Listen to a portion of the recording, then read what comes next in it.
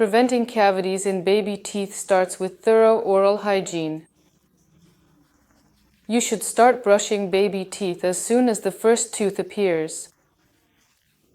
As soon as we see the crown of the tooth emerge above the gum, we begin wiping that tooth with a gauze pad moistened with water.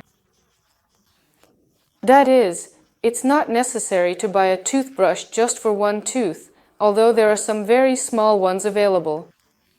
If you find it convenient to use a toothbrush and your child opens their mouth and treats it like a game, that's great. You can use a toothbrush.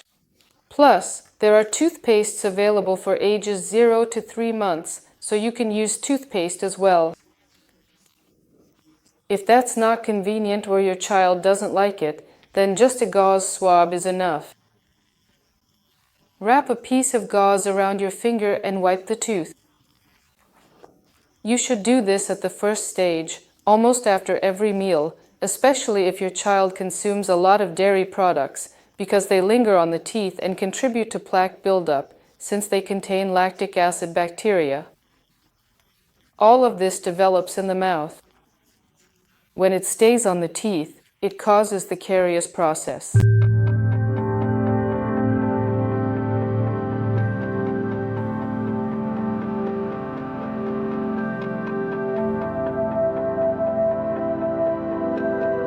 The earlier you introduce your child to the dentist, the better.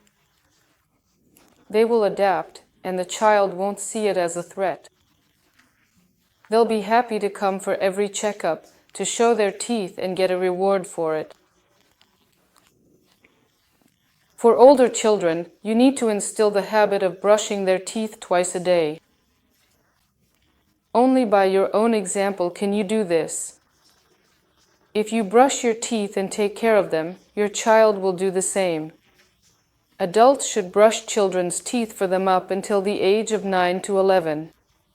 You can't just hand a 4-year-old a toothbrush and say, "Brush your teeth like I do," because the child will just taste the toothpaste. If they like the taste, they'll pretend to brush, and if not, they simply won't do it. That's why it's very important to supervise this process. Even if the child brushes their teeth on their own, you should brush them again afterwards, or help them do it in a playful way.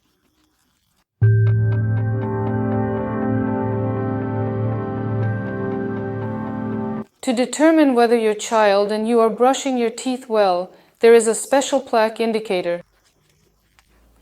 So after you've brushed your teeth, you can rinse your mouth with a special coloring agent, and it will highlight all the areas that haven't been cleaned properly.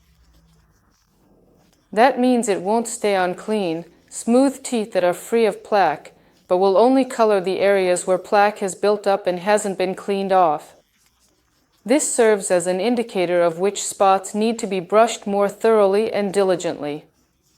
Plus, it's also a motivation for the child to brush their teeth well, because a child won't go to school, to the playground, or leave the house with blue or pink teeth. In other words, until their teeth are completely clean and white, the child doesn't leave the bathroom. If, for example, you can't find where to buy a plaque indicator, or you don't know about it, you can let the child brush their teeth and then carefully run a toothpick over the surface of their teeth. If you see a white ball on the toothpick, it means the child didn't brush those areas. Most often, teeth are not cleaned well precisely in hard-to-reach places.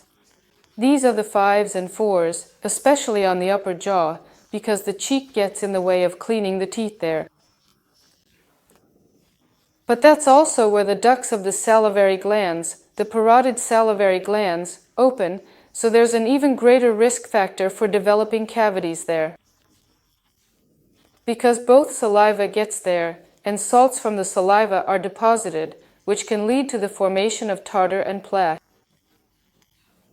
If a child doesn't maintain hygiene there, those are exactly the teeth that are the first to be affected by cavities.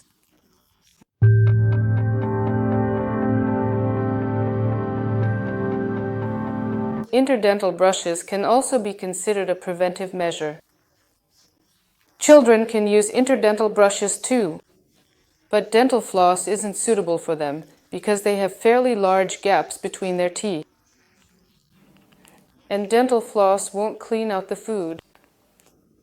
It's also recommended to always rinse your mouth after eating sweets. I'm not even talking about brushing your teeth with toothpaste, but at least rinse or just drink some water to reduce the effect of carbohydrates on the tooth enamel. Regular checkups with the dentist every 6 months and using toothpaste appropriate for the child's age are also essential. There are also manual toothbrushes for children, meaning our usual, familiar handheld ones, as well as electric toothbrushes designed for kids. They come with musical accompaniment, as well as sound and light signals to indicate the start and end of brushing. In other words, they time the brushing, and the child should keep brushing until the music plays or the brush vibrates. This also encourages and motivates the child to brush their teeth regularly. Plus, if the toothbrush has the shape of a favorite character or hero, it makes brushing even more fun and entertaining.